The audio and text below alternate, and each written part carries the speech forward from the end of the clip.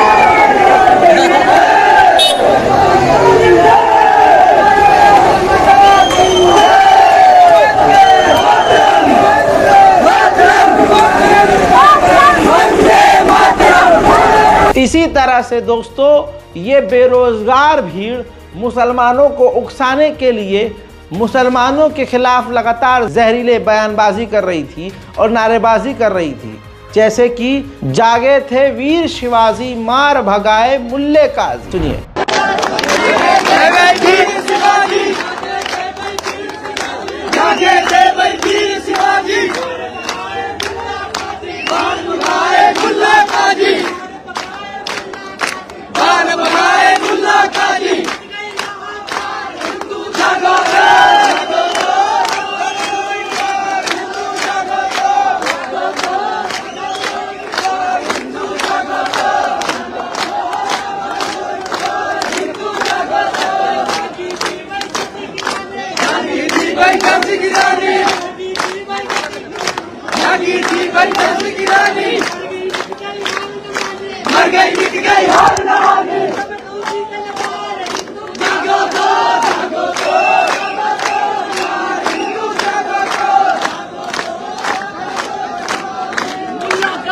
इतना ही नहीं दोस्तों, हैवानियत की इन हिंदूवादी संगठन और हिंदुत्व के भीड़ की ये है कि हथियार भी इन्होंने लहराए।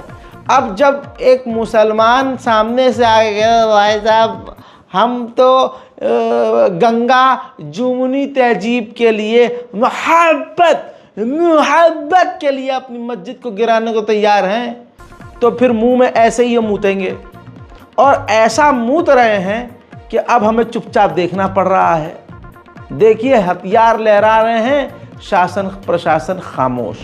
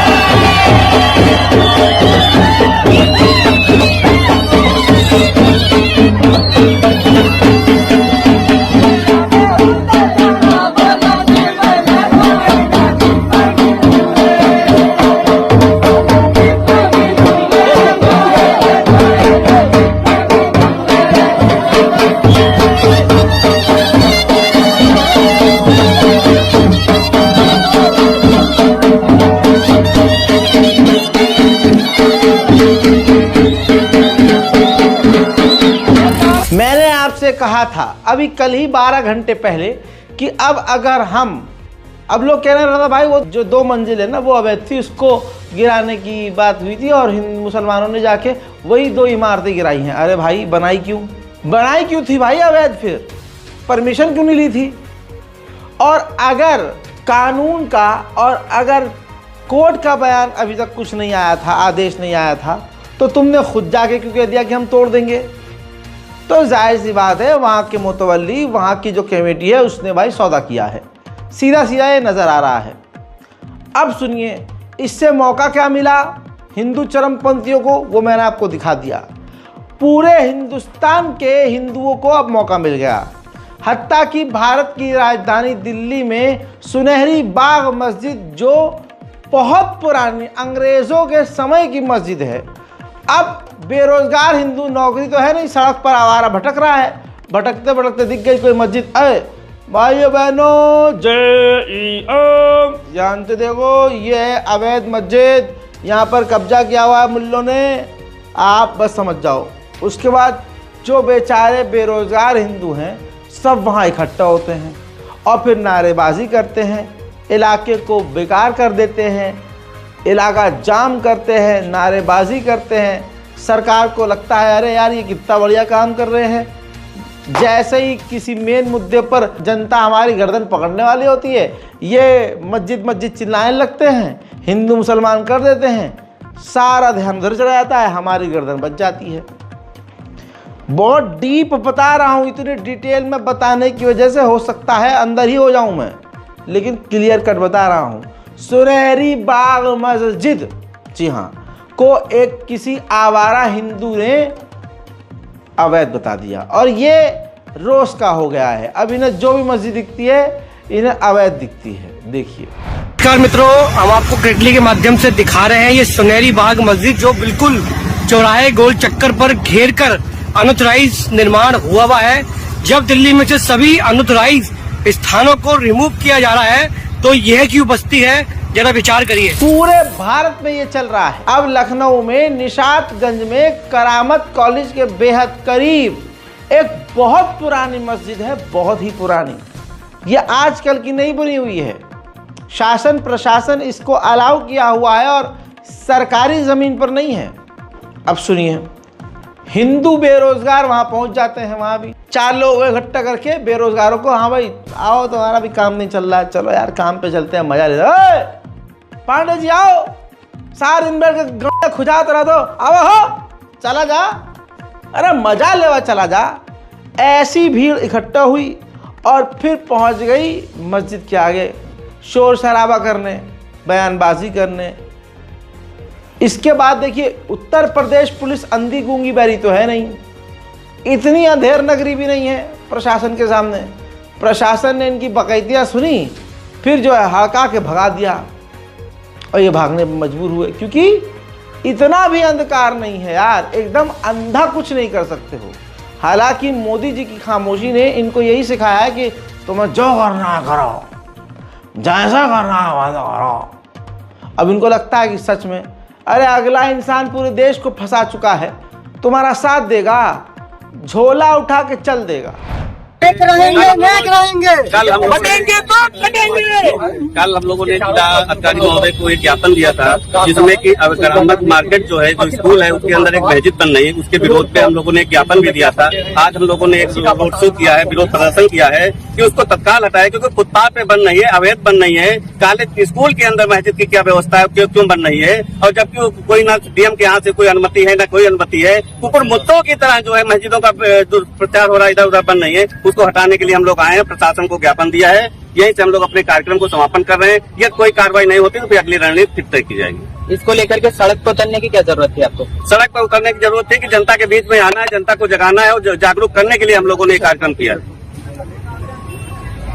उधर यूपी के प्रयागराज में अल्लाह के घर को बिना नोटिस के तोड़ दिया गया, कुरान पाक की तौहीन की गई, कुरान को कुचला गया, अल्लाहु अकबर।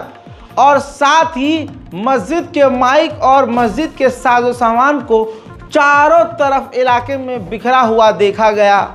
ऐसा प्रतीत हुआ कि शासन प्रशासन को मुसलमानों से अलग ही खुन्नस है। और मुसलमान जब जुमे की नमाज अदा करने गया तो उसे दिखा, अरे ये किसने कर दिया।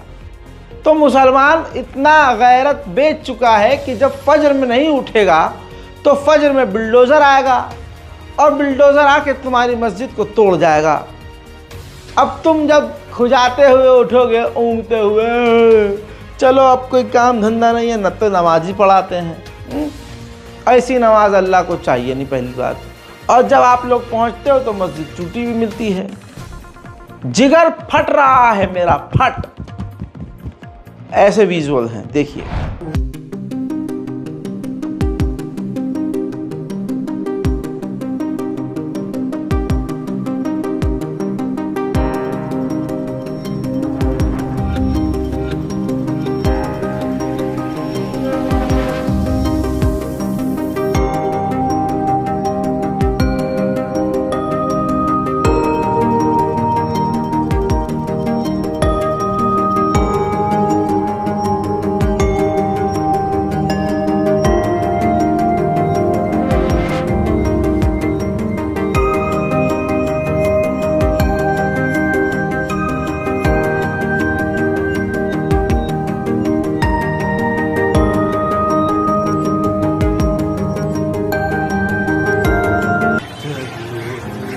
हिंदू चरमपंथियों को बहुत ही मजा आ रहा है कि हमें जो करना है हम कर रहे हैं। यहाँ पर शासन प्रशासन कोर्ट हिंदुओं को अच्छा लग रहा है, लेकिन अब जो खबर बताने वाला हूँ इसके बाद ये कोर्ट को ही माँ बहन की गालियाँ बकेंगे। मेरे दोस्तों, ज्ञान व्यापी मस्जिद के मामले में हिंदू चरमपंथियों की याचिका को कोर्ट ने खारिज कर दिया। जी हाँ, व्यास तहखाने में नमाज होती रहेगी, किसी भी तरह की मरम्मत पर भी रोक लगा दी है। ज्ञान व्यापी मामले में हिंदू सोच रहे थे कि हमें परमिशन मिल जाए और हम अंदर जाकर पूजा पाठ करें, जिससे हमारी जीत हो जाएगी, हम भीड़ दिखाएंगे। लेकिन कोर्ट ने मना कर दिया कि नमाज बंद नहीं होगी और वहाँ पर कोई निर्माण नहीं होगा। जैसे कि हिंदू संगठन कह रहे थे कि फलानी चीज़ धमाका है और धमाके की जगह पर हम फलाना चीज़ बनाएंगे, तो कोर्ट ने साफ इनकार कर दिया है कि वहाँ पर कंस्ट्रक्शन का काम भी नहीं हो सकता है। अब इस खबर के बाद कोर्ट को दिन रात माँ बहन की गाली कौन बकेगा, आप खुद देख लीजिएगा। आजकल के संघी कुत्तों के झुंड को ऐसा लगता है, वाह, ये खबर पढ़ने के बाद मुझे इतना फख्र हुआ कि मैं मुसलमान हूँ। सोचिए, आजकल के संघी झुंड को ये लगता है कि हम गणेश चतुर्थी में भगवान की रैली में अगर हम मुल्लों को गाली बकेंगे तो भगवान खुश होंगे। वाह रे तुम्हारा भगवान! ऐसा भी कोई भगवान हो सकता है कि तुम खुला खुला गाली बक रहे हो दूसरे को और मासूमों को कोस रहे हो और भगवान कहे बहुत बढ़िया, मुझे प्रसन्न कर दिया इन्होंने। बिहार में गणेश चतुर्थी के प्रोग्राम के दौरान हिंदू झुंड सड़ा हुआ समाज का, सड़ा हुआ बवासीर का अंग खुल्लम खुल्ला मुल्ला मादर बोलकर नारेबाजी कर रहा है। शासन प्रशासन इनको गिरफ्तार करने की औकात नहीं रखता, न इनके घर पर बुलडोजर चलेगा। देखिए,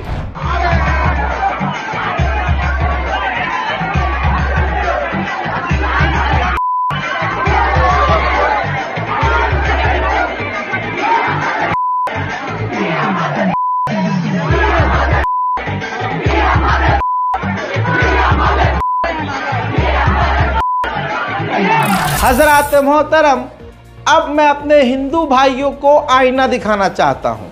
जो बेरोजगार हिंदू आजकल नफरत के समंदर में गोते खा रहे हैं। बिट्टू बजरंगी को आप जानते ही होंगे। ये वो चेहरा है जो पूरे इलाके में दंगा करवा चुका है। हरियाणा और नूह में जो दंगा हुआ उसका ये मेन आतंकी है, मेन आरोपी है। दोस्तों, ये जो हिंदुत्व के नाम पर शोर मचाता है, ये जो हिंदुत्व के नाम पर अपने आप को सबके ऊपर बताता है, ज़रा इसके इलाके और इसकी गली की हालत देख लो। हजरात, गौ रक्षा, लव जिहाद के मुद्दों पर मारपीट और भड़काऊ भाषण देकर मुद्दा पैदा करने वाले बिट्टू बजरंगी के घर का रास्ता आज तक कीचड़ वाला है। न रास्ता सही है, न रोड सही है, न मकान सही है। जो बंदा, सोचिए, आपको दिन रात हिंदू मुसलमान का टैबलेट खिलाता है, विकास के नाम पर उसका खुद का इलाका गंदा है, न सड़क है न रोड है। नूह हिंसा के आरोपी और गोरक्षक लव जिहाद को बड़ा मुद्दा बनाकर चुनाव लड़ने वाले फरीदाबाद से बिट्टू बजरंगी के घर का रास्ता तो आप सोच रहे होंगे कि गौरक्षा है मुद्दा, लव जिहाद है मुद्दा, या ये रास्ता है मुद्दा इस चुनाव में। वहीं मुसलमानों का असली शेर, वो शेर जिसने कई मुसलमान परिवार को बचाया, वो शेर जिसने हजारों घरों को लूटने से बचाया, वो शेर जिसने 2020 के दिल्ली दंगों में जाफराबाद के इलाके में एक आतंकवादी भीड़ को अपने ही दम पर रोक दिया। उस शेर को ना किसी चीज़ का डर था उस वक्त, ना मरने का खौफ था, ना आसपास उसका कोई साथी था। उसका साथी परवरदिगार था और वो हजारों की तादाद में सामने आतंकवादियों के डटा हुआ था और ईंट का जवाब पत्थर से दे रहा था। शाहरुख पठान, जी हाँ, जिसने साबित किया कि पठान क्या चीज़ होते हैं। हजरात, यही वो शख्स, यही वो लड़का है जिसने हिंदू चरमपंथियों को मुस्लिम इलाकों पर हमला करने से रोका, लेकिन गोदी मीडिया ने आज तक उसको आतंकवादी, दंगाई और न जाने क्या क्या कहा। एक लंबे समय से जेल में बंद शाहरुख पठान को कड़कड़ूमा कोर्ट ने बाइज्जत बरी कर दिया। तमाम सुअरों के झुंड से कहूंगा, ऊपर से नीचे तक का जोर लगा लो, क्योंकि कोर्ट ने कह दिया बाइज्जत बरी। जी हां, बेल पर नहीं है, बाइज्जत बरी हुआ है पठान।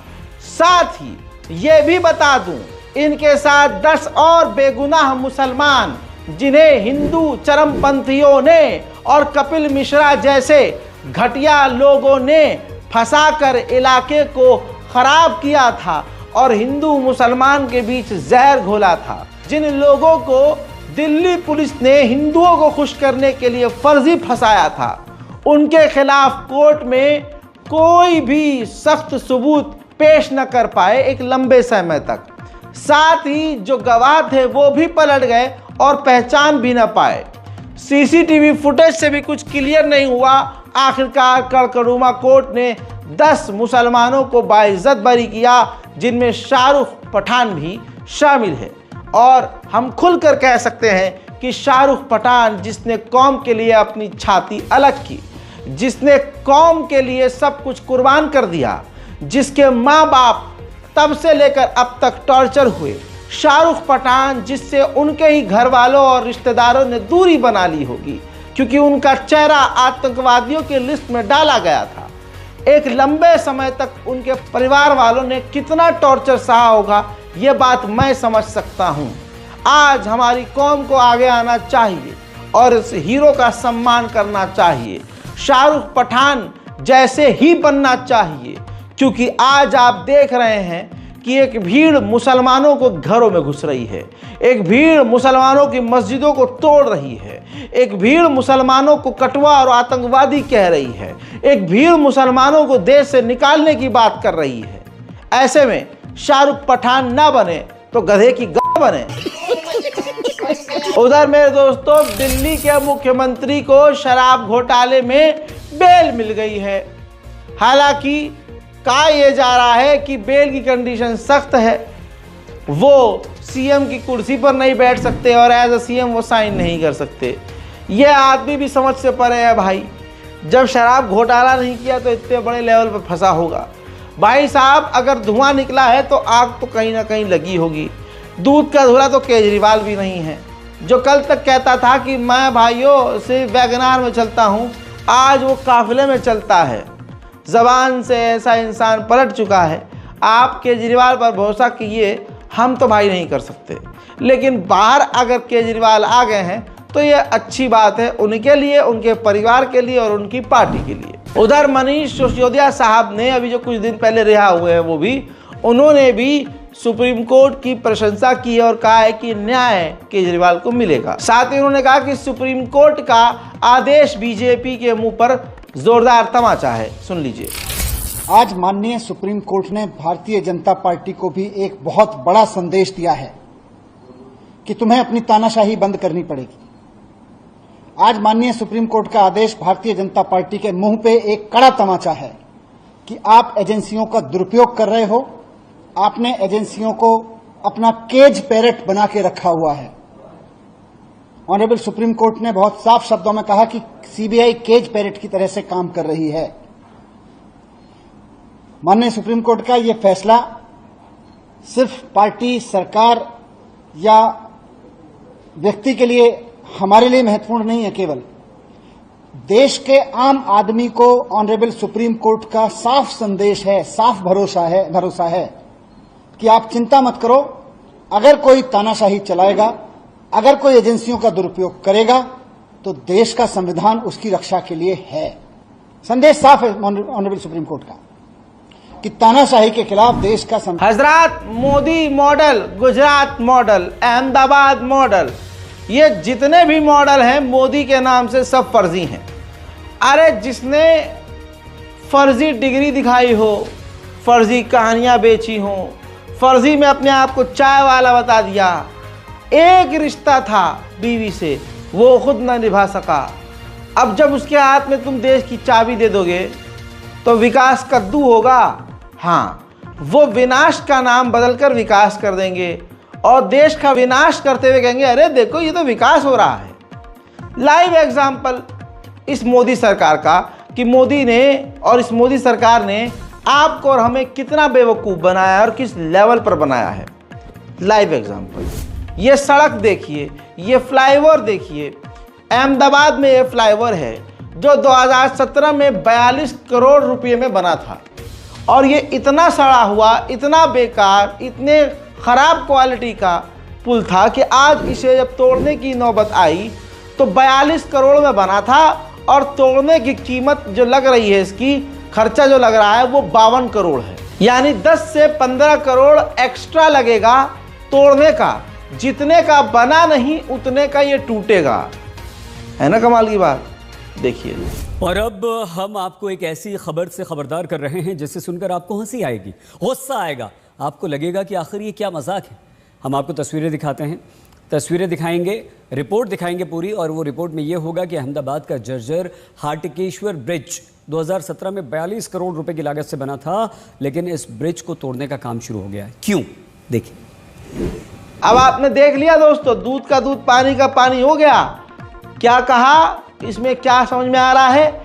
42 का बनाया गया और 52 का तोड़ा जाएगा। तो आज जिसे आपने तालियां पीट पीट कर अपने सर पर बिठाया है, यकीन करो उसको हटाने के लिए तुम्हें उससे ज़्यादा कुर्बानी देनी पड़ेगी, जितना कुर्बानी तुमने उसे यहाँ बनाने के लिए, उसको उस पद पर बिठाने के लिए किया था। अब उस पद से हटाने के लिए तुम्हें ज़्यादा से ज़्यादा कुर्बानी देनी पड़ेगी। समझदार को इशारा काफ़ी, नाम लेने की मुझे ज़रूरत भी नहीं है। हिंदू समुदाय के लोग मुसलमानों को सारा दिन गरियाते हैं और हमें बलात्कारी कहते हैं।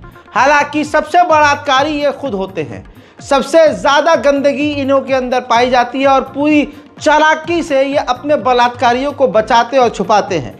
अब ज़रा सोच के देखिए कि राम मंदिर के अंदर बीए की छात्रा जो 20 साल की थी, वो सेवा करती थी, सफाई करती थी वहाँ राम मंदिर में, भगवान की पूजा करती थी और उनकी सेवा में कुछ काम किया करती थी मंदिर में सफाई का। तो उस बच्ची के साथ गैंग रेप किया गया और कईयों ने रेप करने की कोशिश की। देखिए, सोर्स है दैनिक भास्कर, पूरी वीडियो रिपोर्ट मौजूद है और कई जगह रिपोर्ट मौजूद है। राम मंदिर में सफाई करने वाली छात्रा के साथ रेप किया गया। 9 लोगों पर मुकदमा दर्ज किया गया। इस मामले में 5 को गिरफ्तार किया गया है।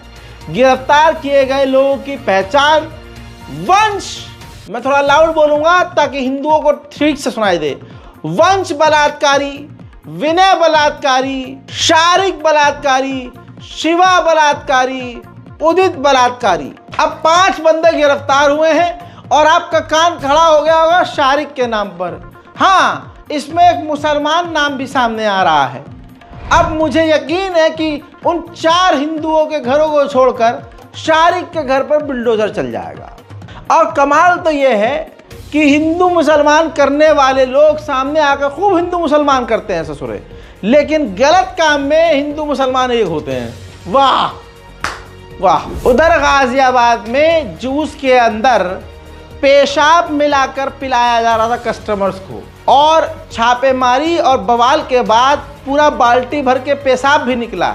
और आपको हैरानी होगी कि रजा भाई ये खबर बता रहे हैं, देखिए पत्रकार हूँ, दलाल नहीं गोदी मीडिया की तरह। इसमें जो गिरफ्तार हुए हैं, आमिर नाम का बंदा और कैफ नाम का बंदा गिरफ्तार हुआ है।